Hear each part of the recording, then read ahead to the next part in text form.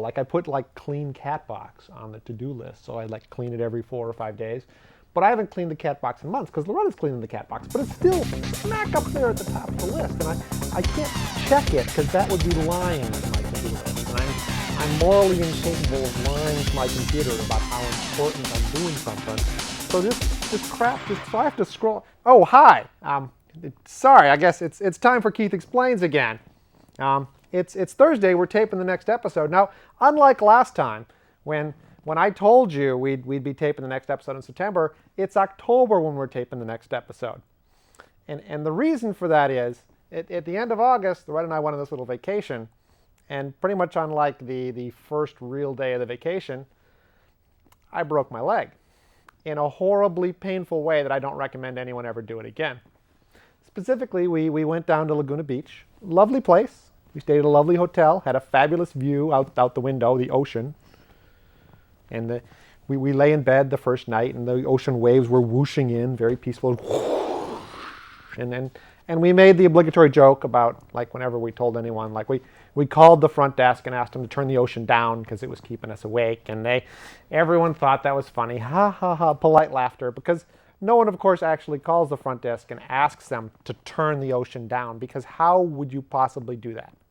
I mean, I suppose you could, in a hotel, put fake little speakers in for the ocean and then turn that down, but that would be lying to your guests in a way that wasn't terribly productive. And so they probably don't actually do that. Anyway, Loretta and I went down to this hotel in Laguna Beach, and we're staying there, and we would get there Friday night, and we go to this wacky thing Friday night called Festival of something. I'll talk about it someday, because God knows this whole festival thing needs to be explained, but I don't know if I have time tonight. See, I thought I could talk about the festival thing in September, but again, it's October, and I didn't make September because I had a broken leg and I was on Vicodin and crap. Pageant of the Masters, they tell me, is what it's called. See, it didn't have the word festival in it at all. So that I've already screwed up this episode. So what am I going? So Saturday I have a couple meetings in the morning. So like I get up, I go have breakfast, I go to my meetings. Loretta lounges around the hotel and does whatever Loretta does in a hotel when I'm not there. Lounging and reading, I suspect. And then it's like 3 o'clock in the afternoon. I get out of my meetings. I find Loretta. We're going to Disneyland tomorrow and Monday. And then we're flying back here on Tuesday. So pretty much the only day we're going to have a chance to get down on the beach. Lovely beach, fabulous beach, beautiful white sand, whooshing waves, little kids out there in the surf playing around on their little surfboards or whatever the heck you call them. Boogie boards, I think. And they got the little short. The ocean's warm down there. Not like up here. Up here, the ocean's freezing. So only hardcore idiots go in the ocean up here. Whereas down there, like everyone goes in the ocean, because why wouldn't you? It's surfboards and the beach boys and everything else. But so Loretta and I, we go back to the hotel. We got our swimsuits on. It's like 3:30, maybe 4 o'clock in the afternoon by the time we got our swimsuits on. We get down to the beach, and it's a hoity-toity hotel. So like we get down there and they have cabana boys or whatever you want to call them, and they like take a little beach umbrella and 2 little beach chairs, and they take them and they set them out for us, and they take the little beach umbrella and they hammer it into the sand so that it shades the 2 beach chairs that they've just set out. And I've brought my book with me, and they have towels, so we've got towels, and I think Loretta brought her book, and we're at the beach. We're preparing to sit down and read a little bit, but first you want to jump in the ocean. Just quick little spritz, maybe frolic around in the waves for 5-10 minutes or so, just kind of. I haven't been in the ocean in like 10 years, so it seemed like a great idea at the time. So I'm in my swimsuit, walk out in the ocean. I walk out maybe 15 feet. I turn around, I walk out of the ocean, and when I'm about 10 feet out from the shore, wave hits me from behind, picks me up, drops me in the sand. Ow. Specifically, I've hit the sand, hit my right leg, and it really hurt. Like, it hurt a lot. And by a lot, what I mean is more than normal. A lot more than normal. So much so that when I hit the ground with my leg, and it hurt a lot, normally, like if you're running along and you sprain your ankle, your ankle hits and it kind of twists and you go, ow, this hurts. But you can keep running for another couple leg strokes. No, my leg hit the ground and my body kept going down. So moments later, I'm laying on my back on the sand, because the wave that hit me has gone on and continued up towards the beach surface, whatever. And then I'm laying there, and I look down at my leg, and you get this amazing sense of what the proper positions for your body parts are. And so when I looked down at my leg, it was at the wrong angle. Like you know that your leg can bend this way and this way and this way and this way, and sometimes you can get your ankle to do this weird thing, but it never is at this angle. But mine was. So I looked down, and then the wave whooshed past me, because that's what waves do. And then I thought, well, this is bad. And then I looked up, and there was another wave coming at me. So I held my breath, and then I swam a little up. And I'm like 8 feet from the beach at this point. So I don't think anything bad's really going to happen. But on the other hand, there's a huge wave coming at me, and I've really just hurt my leg. So I swim up, and then some guy up on the beach, nice guy, sees me laying on the beach, and he runs down, and the wave whooshes past me. And he says, "Are you okay?" And I say, "I'm pretty sure I've broken my leg." He says, "What can I do?" And I said, "Drag me up." And he and another guy, they dragged me like 15 feet up the beach. So I'm laying there. Suddenly, I'm surrounded by people. Because when you're just laying flat on your back on a beach, apparently you attract attention.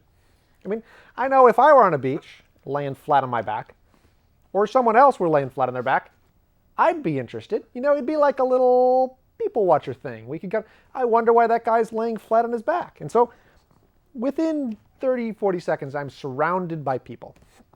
And there are a couple people from the hotel there, and the people from the hotel come over, and they're like, "What's happened?" And I'm like, "I'm pretty sure I've broken my leg."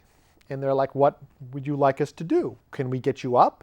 You know, we can help." And I'm like, "No, I would like you to call 911, and I would like you to find a lifeguard. Preferably in that order or the other order. I don't really care which of the two happens first and which happens second." And the nice guy that dragged me up stayed here, and he talked to me. And the people they brought an umbrella over and hammered it in. And first they hadn't quite dragged me up far enough, so I'm laying there with a broken leg, and the water keeps whooshing up to roughly my knees, which was weird, because I just kept getting wet, and my leg hurt, not a huge amount, but it hurt, and I knew something bad had happened. And the people from the hotel kept asking me if I wanted to try to get up. I don't know why. Perhaps when they train hotel people, they're like, if anything bad happens, get it off the beach because it's going to confuse the guests or whatever. But I didn't want to get up. I wanted to wait for 911 because I'm a wait for 911 kind of guy, apparently. And they asked me a couple times how I was doing. Did they want to try to help me up? And then this nice woman came by and said, "I'm a dermatologist. Can I help?"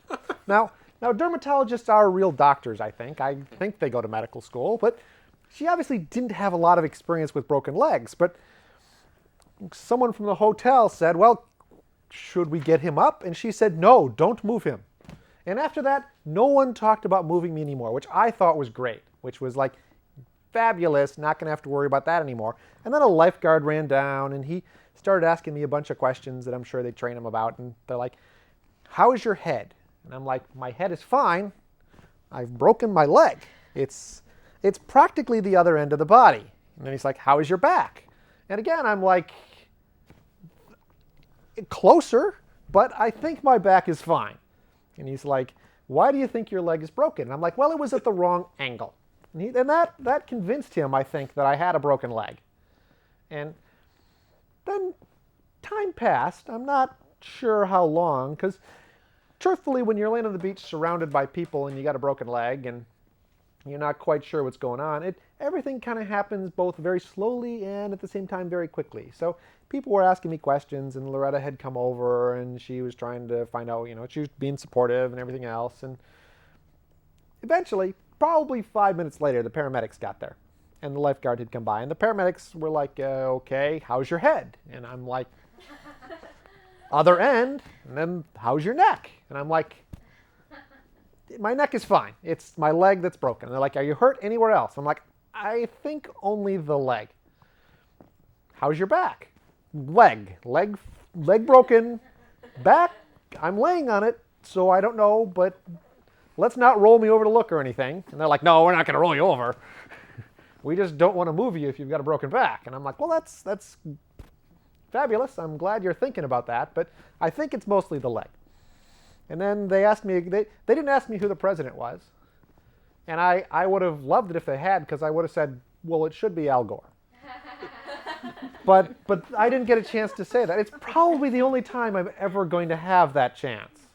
Because they don't really ask me who the president is that often. It's a great question that you do ask to see if someone's cognizant, apparently. Although, based on what Americans know, I don't know how many people actually have any clue who the president is most of the time. I mean, it's not even clear whether G.W. Bush or Dick Cheney is the correct answer. And then you could always go, well, it's really Karl Rove or something else. And regardless, that has nothing to do with my broken leg, which paramedics get there and they look at it and they're like, okay, so we're going to put a splint on it, and then we're going to take you up to a gurney and we're going to take you to the hospital, which was perfect with me, because that was exactly what I thought ought to happen. Something to keep it from moving, then move me to somewhere where there would be lots of doctors and very expensive equipment, which could be used to diagnose and repair the broken leg. So they slap a big cardboard thing on my leg, and they tie it up with Velcro. And I have no idea what we did before Velcro. Whoever invented Velcro is a genius. And by genius, I mean super genius, like Wile E. Coyote genius. Like, I hope he has a business card that just says, I invented Velcro, super genius. Because that guy, great. And he probably didn't make a lot of money off it either, is the problem. It's probably some huge conglomerate that's making all the Velcro money. But they Velcroed my leg up in this thing, and then the lifeguard brought by a backboard, which is exactly like a surfboard, except it's got Velcro on it for attaching you to it, I think. I didn't get a big chance to look at the surfboard, but they brought this thing by, and then they lifted me up and put me on the backboard, and then they attached me to the backboard with more Velcro. Like 2-inch wide Velcro. I've never seen 2-inch wide Velcro before. Like, you always knew that it could be different widths, but you never actually see really wide Velcro. Like, I read long ago they were thinking of attaching bumpers to cars with Velcro, which I thought would be a cool idea, because they're like, the cool thing about Velcro is the more you shake it, the harder it holds together, which would be great for bumpers, because all bumpers do is shake on cars. Like, after driving your car across the country, you just couldn't get the bumper off anymore. And well, I don't know what you'd do if you had to get the bumper off. So maybe that's why they don't do it, because like if it gets dented, you'd be stuck with a dented bumper on your car, stuck on with Velcro. And so they attach me to this backboard, and then they carry me up the set of stairs off the beach to the hotel proper. And up there, the two more paramedics have nicely brought the gurney.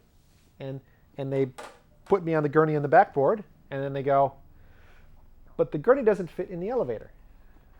The hotel's got like 3 elevators, but none of them will fit a gurney with an actual person laying on it. Like, they had to fold the gurney up in order to get it into the elevator. So they're like, well, what will we do? Now, this at the time I remember being a little confusing to me, because I thought, have the paramedics never been to this hotel before?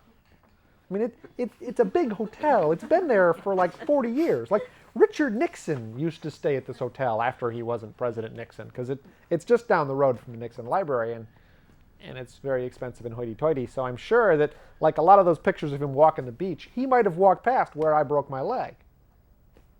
Bastard. It's probably not his fault, is the thing. I mean, it's so many other things are. But this, I can't blame. I mean, maybe he dug the beach out to leave a little spot where someone could break. I wouldn't put it past him, because he is tricky. But probably not. Okay. So they carry me up to this first level, and they're like, okay, well, I guess we just got to lift him out, which at the time seemed a little weird to me. But again, I had a broken leg, and I'm sure my body was filled with endorphins, which is why I wasn't in excruciating pain. Because, well, we'll come to that. So they pick up the backboard, and they carry me up 5 more flights of stairs to get from the down on the beach up through this hotel, which has been built over the edge of a cliff, up to the road proper, which is 6 stories up from the beach. And the hotel has a lot of twisty little staircases. So they're tipping me back and forth as they carry, and there's 4 firemen, and there's 1 in each corner, and they're like, you're not going to fall off the board. Now, they told me I wasn't going to fall off the board, and I saw the multiple 2-inch straps of Velcro that they attached me to the board with, but I didn't believe I wasn't going to fall off the board. So I was hanging on to the board, which was dumb, but again, I was in pain and confused and probably shocked or something. So I'm holding onto the board and I'm sliding back and forth as they carry me up the stairs. They carry me up 5 floors of stairs and they get me, and they brought the gurney up top because the gurney without me on it would fit in the elevator. And they put me on the gurney and they drive me down to the ambulance. And then Loretta has gone to the room because I was like, okay, you need to go to the room and you probably want to change clothes because she was in her bathing suit. And you want to grab my wallet with my health insurance card in it because this is America. You can't go to a hospital without a health insurance card or you are just going to be in a bad place. I was going to say a word that I'm not supposed to say on TV. You could probably figure it out. Heck, there are a lot of words I could have used that I can't use on TV, but I was going to use one of the particularly bad ones. So I'm sorry. I thought of the word, but I didn't say it. So we're okay. So she went to the room and got my health insurance card and my wallet and a bunch of other things. And then I got to the ambulance and then she came up top and she had to get the car key, or she had to go to the valet and get the car out so that she could follow the ambulance down to the hospital. And so we get onto the hospital. I go to the hospital in the ambulance. She drives to the hospital in the car. I get to the hospital. They take me out of the ambulance. They take me into the emergency room. To me, it seemed to be a real low-key emergency room. Like, don't have a lot of emergencies in Laguna Beach on a Saturday afternoon. Other people that were there have told me it was rocking. I was just on the quiet end, which, what are you going to do? I didn't mind being on the quiet end, although it wasn't a totally quiet end. Because, so I got there, and I set it down, and they're like, what's happened? And I'm like, I'm pretty sure I've broken my leg. And they're like, how's your head? I don't know why they keep asking this. They're like, did you hit your head? And I'm like, I don't think so. They're like, do you think you'd remember hitting your head? And I'm like, well, if I'd hit my head and didn't remember it, I wouldn't remember hitting my head. So all I can tell you is I don't remember hitting my head. They're like, how's your back? Leg! See the big splinty thingy on the... You think the paramedics would have called ahead and told them what to come in? Because I used to watch Emergency in the 70s, and they were always calling in and saying who was heart attack coming in, and then the doctors would be there, heart attack. They never brought a heart attack in on the emergency show, and how's your head? No, it never happened. They always knew. How's your back? So no, my back is fine. Do you think you hurt your back? No, I don't think I hurt my back. Let's look at the leg. So they came by, they x-rayed my leg. I'm there with Loretta. Now mentally I'm a computer guy, so I plan things. And I'm pretty sure I've broken my leg. I have no idea how badly I've broken it yet. I'm assuming they're going to put a cast on my leg. So I'm laying in the hospital. We've bought tickets for Disneyland for the next day and Monday. But the tickets don't say what days they're for. So I'm thinking, well, they're probably going to put a cast on. Maybe we can stay another day or so. We can get a wheelchair and go to Disneyland on Monday and Tuesday. I can wheel around or they can push me. I'm sure they'll give me painkillers. I'll be okay. And the nice ER doctor is coming in and out. And they've put an IV in me and they've started to give me painkiller. Because the paramedics wanted to give me morphine. They're like, how's the pain? And I'm like, my leg hurts. And they're like, we can give you morphine. And I'm like, no, let's wait for the hospital. It doesn't hurt that much. And they're like, it's not a problem. And I'm like, I don't want to get to the hospital and have them go, man, we got this great painkiller, but we can't give it to you for 2 hours because they gave you morphine at the scene and we can't overlap them or anything. So I get to the hospital, they stick an IV in, they're giving me painkiller. I think it was pretty good painkiller because I don't remember being in a lot of pain after I got there and they started dripping the crap into me. So that I think was a great decision. I don't recommend everyone do it because if you're in a lot of pain and they say, would you like some morphine? Well, get the morphine. So I'm at the hospital, got the leg. The doctor comes by and I'm like, well, what's my prognosis? And she goes, well, you're going to have surgery. Now, mentally in my brain, I can feel this huge stack of, well, if this happens, then we'll do this, and if this happens, we'll do that. Because you're going to have surgery was not a decision point I'd yet gone through. I'd kind of figured it was stopping at cast. So I just had to shove this whole 15, 20 minutes of plans off to the side because you're going to have surgery pretty much means you aren't going to Disneyland. No one ever looks up from a hospital bed and goes, I'm going to Disneyland. No, it's football players that do that. Football players in hospital beds don't get to say I'm going to Disneyland. So I don't get to go to Disneyland. We still have the tickets. I don't know when we're going to go because they expire in January. I paid $250 for Disneyland tickets. I can't go to Disneyland. For me, it is not the happiest place on earth right now. I'm kind of peeved at the no returns policy with Disneyland. It's like, I haven't used it. We parked, but we paid to park, so don't... Okay, so nice. So the emergency room nurse, or the emergency room doctor, you're going to have surgery. So they call an orthopedic surgeon, because orthopedic surgeons are the people that do surgery. And he comes in, and he's a nice guy, and he looks at my x-rays, and he brings them by to show them to me. And he's like, yeah, you broke it well.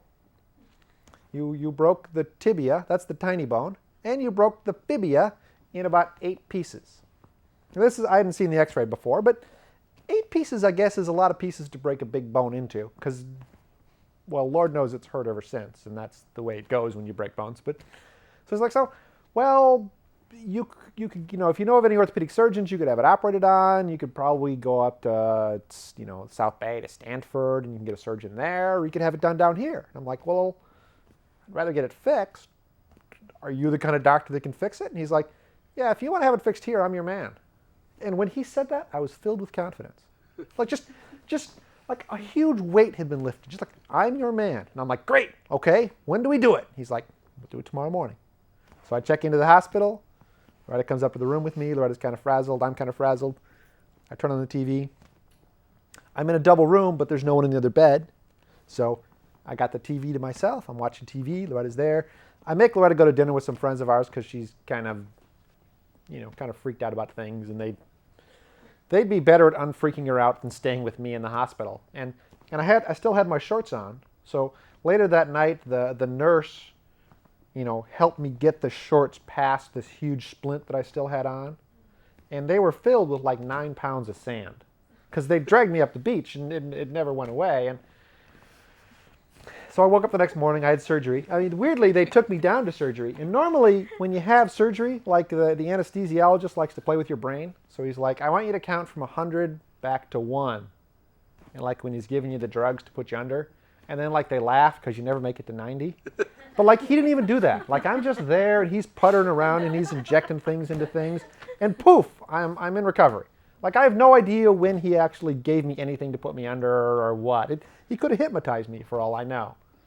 To pay your bill in full.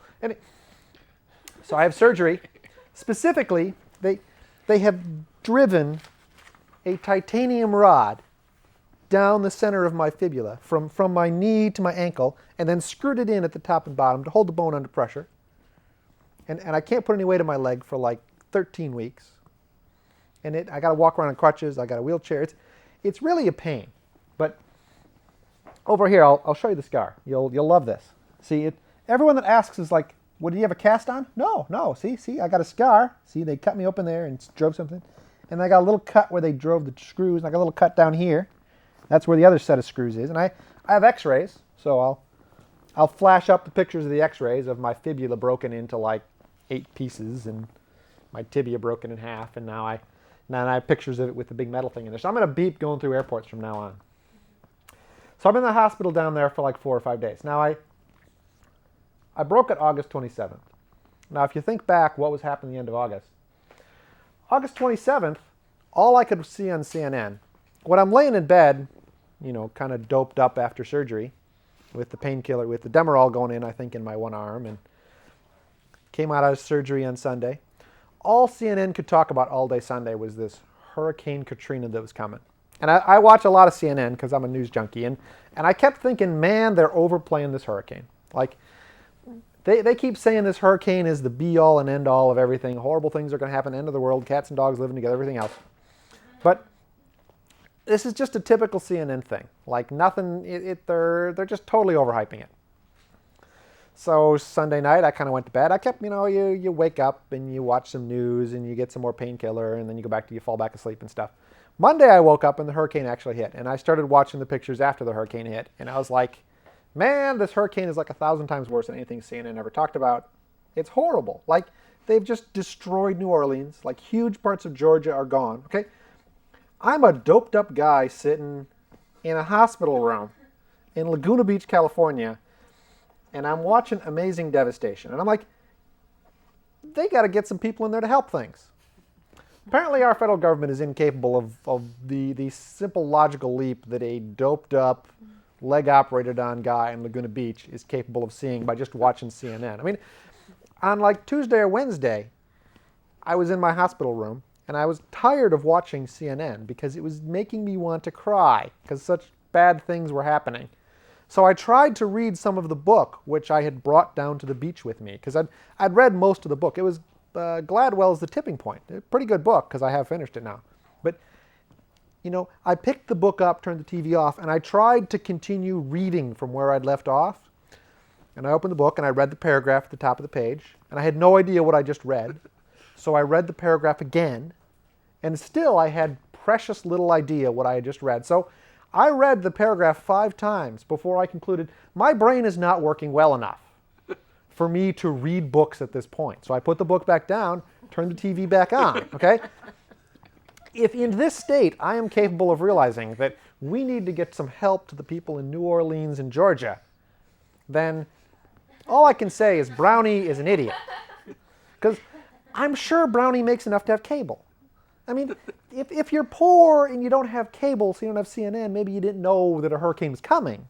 But if you're rich in Washington, D.C., and you do have CNN, you ought to know. So, Mississippi, God, you're right, it was Mississippi, not Georgia. What was I thinking? Yeah, in New Orleans and Louisiana. And then Hurricane Rita hit Texas. And here's something else I thought. Like, Hurricane Rita hit Texas like 3 weeks later. And the big problem there was the roads were packed. And they couldn't get everyone out of southern Texas. And they kept showing these packed roads, just packed with cars. And CNN would zoom over them with a helicopter shot and they go, people are doing 1 mile an hour on these roads. And I would look down and there'd be these huge SUVs on the road driving at 1 mile an hour. SUVs are off-road vehicles. Texas is flat. Why didn't they just go off-road?